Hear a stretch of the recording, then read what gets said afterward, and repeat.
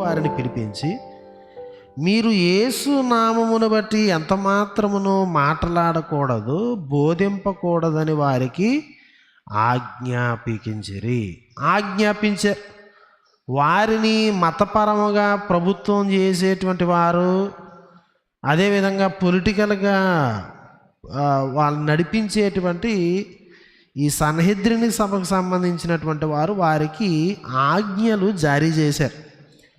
అందుకు పేతురును యోహానును వారిని చూసి, చూడండి 19వ వచనం, దేవుని మాట వినుట కంటే మీ మాట వినుట దేవుని దృష్టికి న్యాయమా? మీరే చెప్పుడి, మేము కన్నవాటిని విన్నవాటిని చెప్పక ఉండలేమని వారికి ఉత్తరం ఇచ్చిరి. సో ఇక్కడ దేవుని యొక్క ఆజ్ఞకు, వారి యొక్క అధికారుల యొక్క ఆజ్ఞకు పొత్తు కుదరనటువంటి పరిస్థితి వచ్చింది.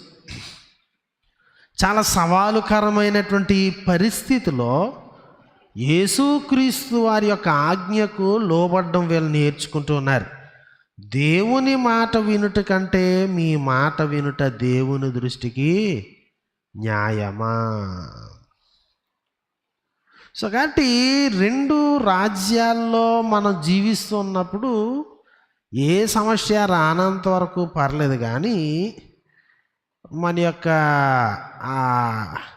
కాన్ఫ్లిక్ట్ అనేది వచ్చినప్పుడు మనం చాలా జాగ్రత్తగా ఈ యొక్క సవాలుకరమైనటువంటి పరిస్థితుల్లో యేసుక్రీస్తు వారికి లోబడ్డం నేర్చుకోవాలి.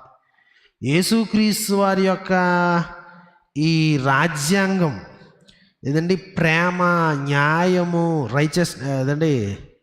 నీతి మొదలైన విషయాల్లో ఏమాత్రము మనము కాంప్రమైజ్ కావాల్సినటువంటి పరిస్థితి ఉండకూడదు అనేటువంటి విషయాన్ని మనం గమనించాలి.